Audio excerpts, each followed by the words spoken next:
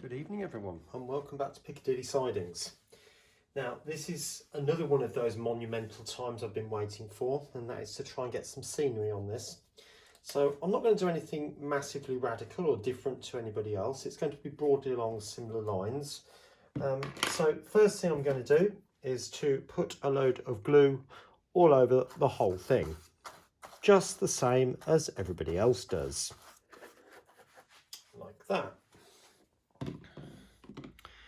Now what I've also gone and got, hopefully you can see inside there is a load of compost which I've put through a sieve. So I'm literally just going to sprinkle a bit of that over the top.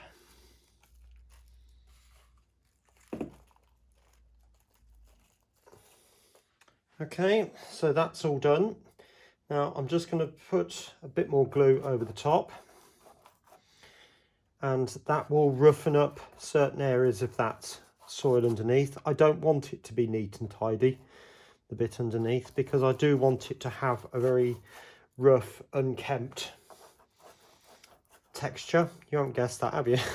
So this is my static grass applicator, which I made from a fly swat, and I'm sure you've seen many of those in the past.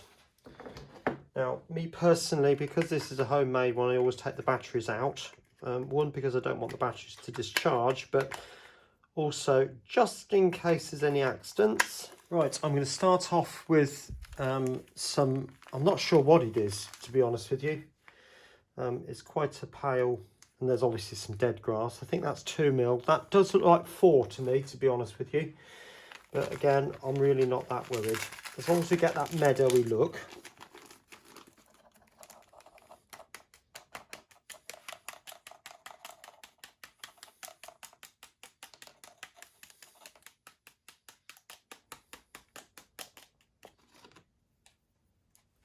Okay.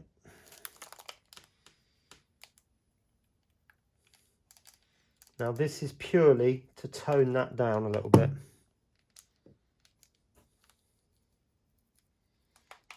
In fact, what I am going to do is just rough this up a little bit first, just to create more of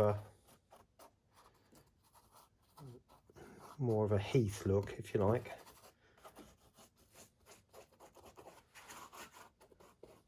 Right, next bit. Now you'll see in front of you the, well, clump foliage, I think you probably best call it, that I made last year. This was for the N-gauge when I was making the trees. Now I'll see if I'll try and remember to put a link into the description about this video that when I made this, but it's basically a car sponge. I just bought some cheap 30p sponges from the local supermarket.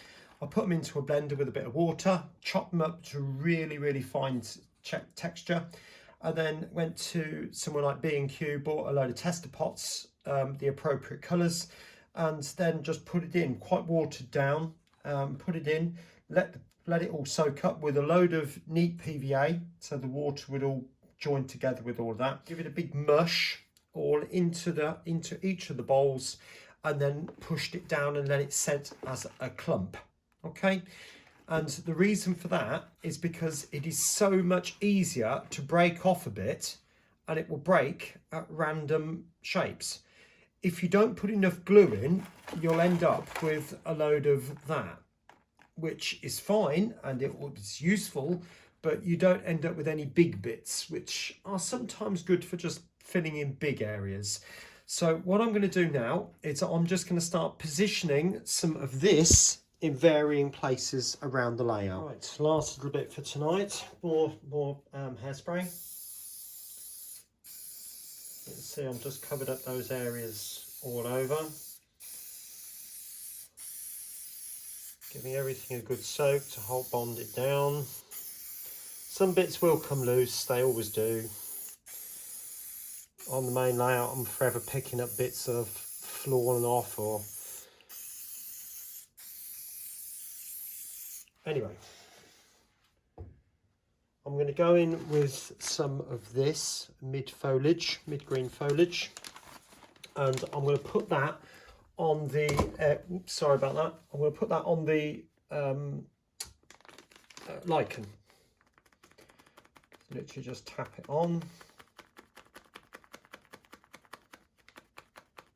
Okay, now the last one I'm going to do is a light colour. Again, don't ask me what it is, I really don't know. I've stashed it up over the years, so it's some of that, and I'm really not going to use a lot of this, just a sprinkling, just to highlight bits really, and again over the foam areas.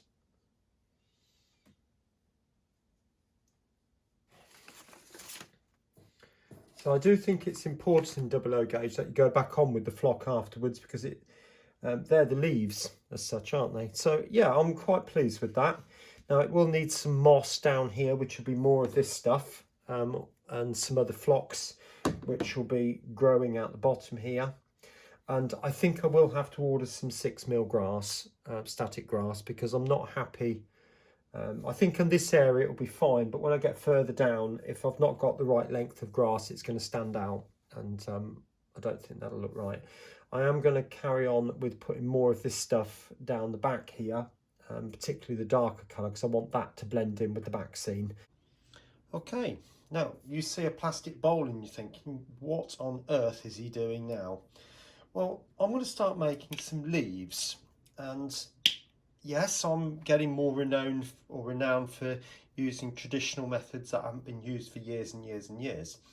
But my argument is that we're living in times when we haven't always got a lot of money to spend, even before coronavirus. So what I'm going to do is I'm going to use, yes, you guessed it, sawdust. Now, I went to my local sawmill probably about 3 years ago, and they gave me a huge big bag, which was probably around about 10-15 times the size of this. So I've just gone and got about a dozen handfuls out of that bag, and there's loads left.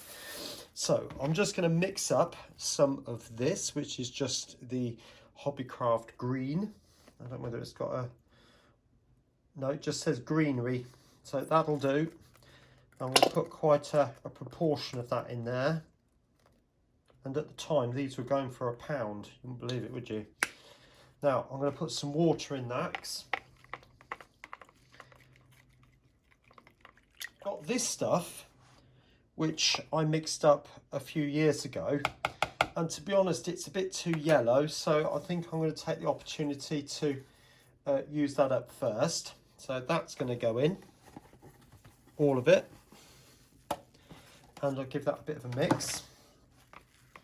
Now you can see there's nowhere near enough in there to use up all the paint. Just taking out a big stick there. I just keep mixing it up until we've got a reasonably dry mixture. Now you can see all these extra bits in it. I mean, I can take some of those bigger bits out, but to be honest with you, unless they're really big like those, I'm not going to worry too much, to be honest.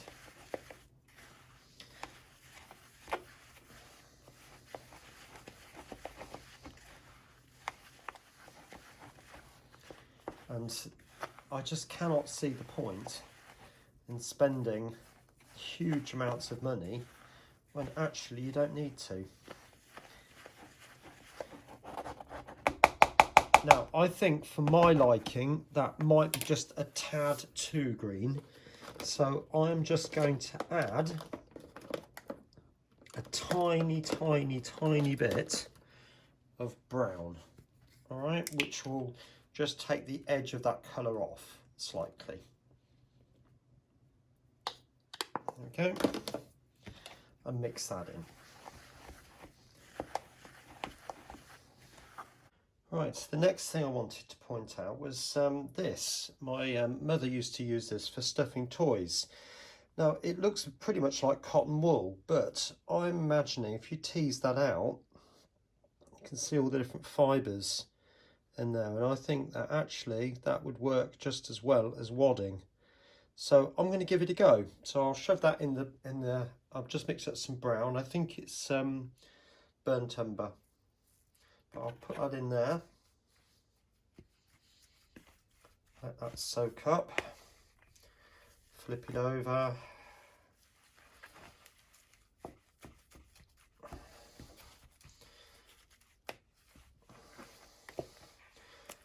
it's just gone into a solid mass. Now, I can't take the credit for this, but Tim at Scrapline did this, and he used it to make brambles, which I thought was a fantastic idea. Right, just come outside actually. Brought all this stuff out to dry off in the sun. Gorgeous day. So you can see all the different colours coming up there, and that's drying beautifully, bone dry. So that's going to be good. That's for flowers. That was supposed to be the white stuff, but I did it and realised actually it's pretty much similar to the sand in it, the sawdust in the first place, but never mind. And then we've got the green there. That's the same green, by the way. And then I forgot to get my wheelbarrow out. Again, that's beautiful, absolutely beautiful. So that will work well. And yeah, so oops, there's some red gone on the floor there, but never mind. But also wanted to show you this, the polyfibre. As you can see, it's gone grey, but that really doesn't matter. I'm not so fussed by that. But that will work well when it's on the layout. So I'll take you back inside and I'll show you what I'm going to do with it. Okay, so what I've got here is a little bit of the polyfibre, and I think watching what Tim did, and also Cheekytec as well, he did something on this. Cheekytec's method was slightly different from this in the sense that he rolled his up in a ball, covered it with glue by dipping it into glue, and then putting it into a pot of flock, mixing it around. I mean, to be honest with you, I think either way, it's the effect you want, really. Cheekytec's was more of a round, bushy type ball, like that. And Tim's was more like on and then scatter it across the top. So, you know, you've just got to decide how you want to do it. But one of the things I've noticed is that brambles do tend to have long strands. Well, they have in my garden anyway. And those strands tend to go all over the place. So what I'm trying to do is tease out some long strands. In fact, that's broken into little bits. But just tease it out really finely. And to be honest, myself, I don't want a big thick clump of it. But like I said, you decide how you want to do this. Right, let's try that again, shall we? I went to put the glue on and then realised the brush had gone hard. If that ever happens to you, if you've used normal PVA, it'll just wipe off, or wash off, I mean. Just soak it in water and it'll be absolutely fine. It took me about 2 minutes to clean that. So I've literally just daubed on. I'm going to put on a fairly generous amount, knowing that it will dry clear. I'll put the glue out of the way for the moment. And take my polyfibre. Like I said, I really want to have it well teased out. I think one of the secrets of this stuff is you don't want to see if you see an awful lot of it, if that makes sense, if you can see it, it's too much. That's what I think anyway, because you just want to scatter it. You want it to represent the brambles, but not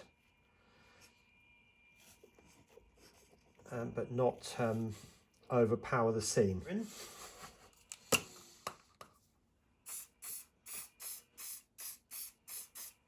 Okay, like that. And then just tease it up again. Oops. I want it to be really wild. And with lots of straggly bits like that.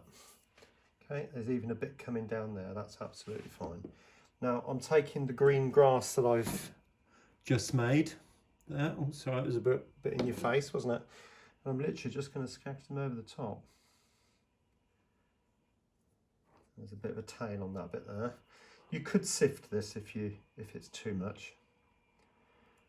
You can see, actually, that's creating a rather lovely effect.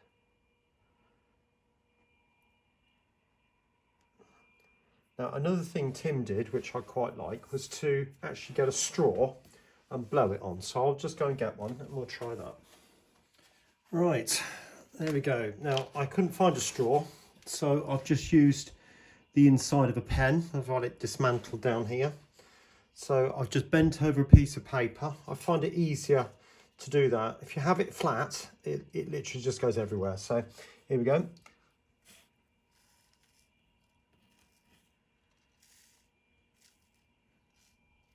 Okay. Now it's added more leaves to this area. I quite like the size of this actually. That gives quite a nice texture.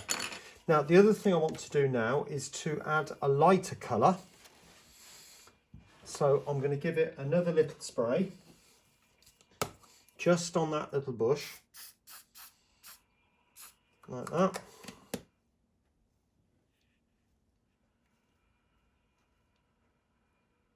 There we go.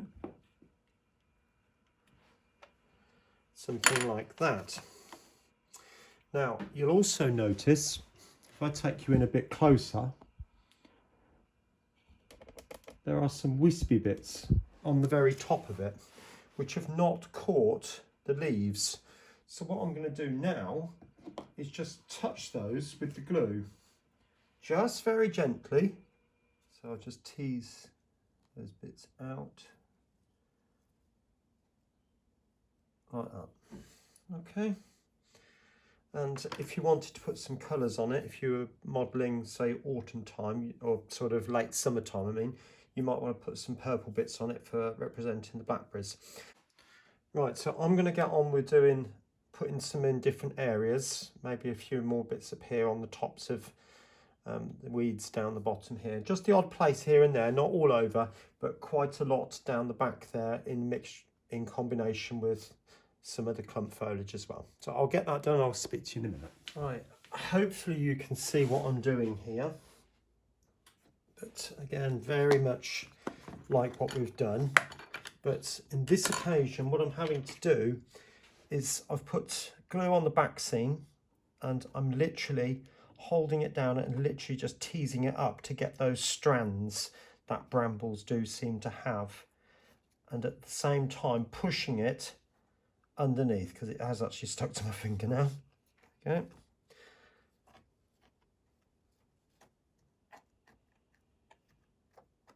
Like that. Because it is a path and people do need to walk down it.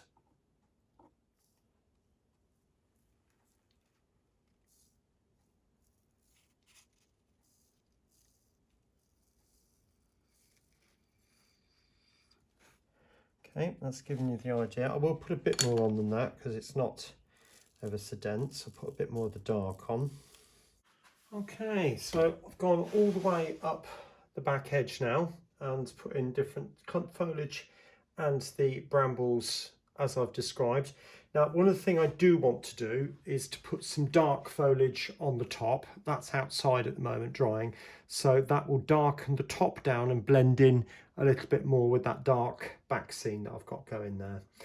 Now, you might have noticed that, well, it's clearly a tree, and a small tree at that. But I've got a slightly bigger one here. Now, in this particular scene, I do understand that in 00 gauge, trees would normally be way up here, you know, and they would probably be around about of 6 inches, maybe even 10 inches tall in some cases. But I feel in this particular situation, that would just be too tall.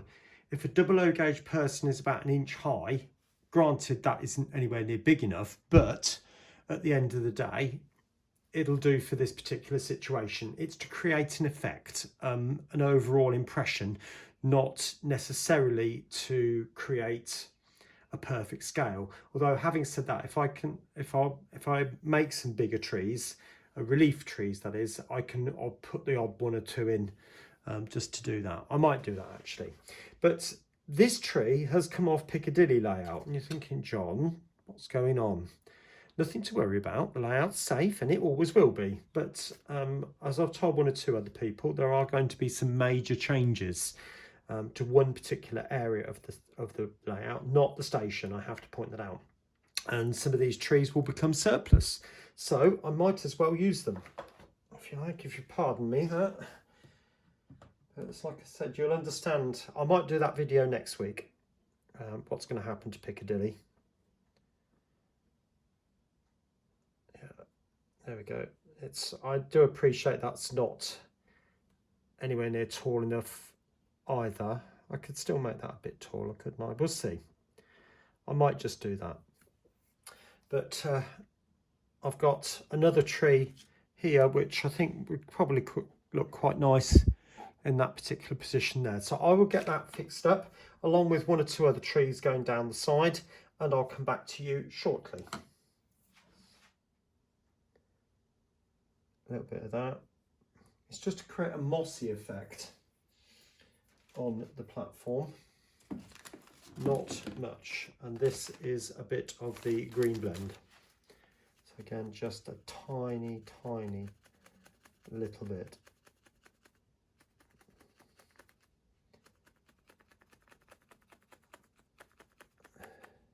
There we go. Oh, that tree's just fell off, hasn't it? Stick that back up again. Doesn't want to stick very easily, that one, does it?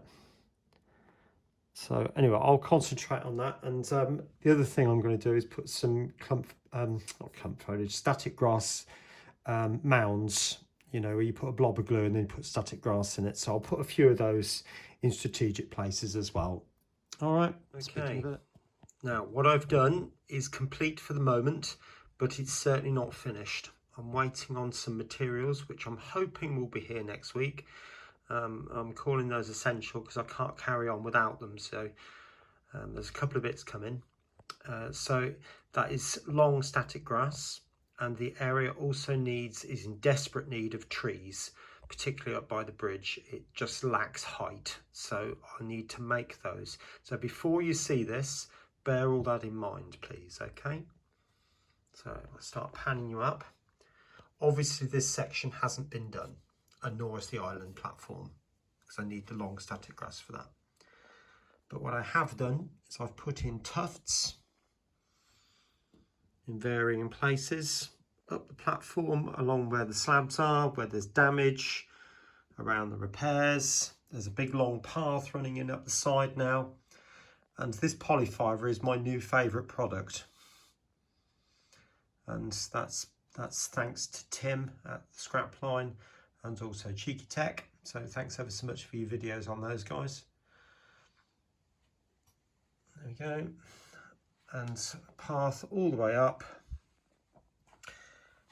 And then into the bridge area. So the path effectively comes along here and over, but there is a gap in the hedge there. Just there, excuse my finger, just there. And I will paint a little path going off into the distance there, or indicate that anyway. All right. Now, I've got a question to ask of you. If I come down here, do you think I need a fence running along the top there? I mean, for health and safety reasons, I think I do. And I'm thinking of a little post and wire fence.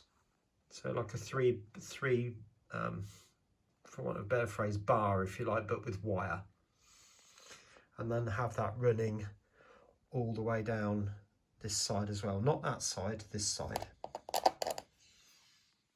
Tell me what you think. On the screen in a moment or two will be another video appearing showing how I went about making the distress on the platforms, the damage and repairs, all that sort of stuff.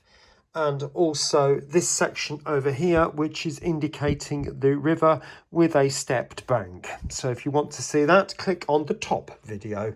Otherwise, there's another one there ready for you to choose, and I'll see you again soon. Take care of yourself. Bye-bye now.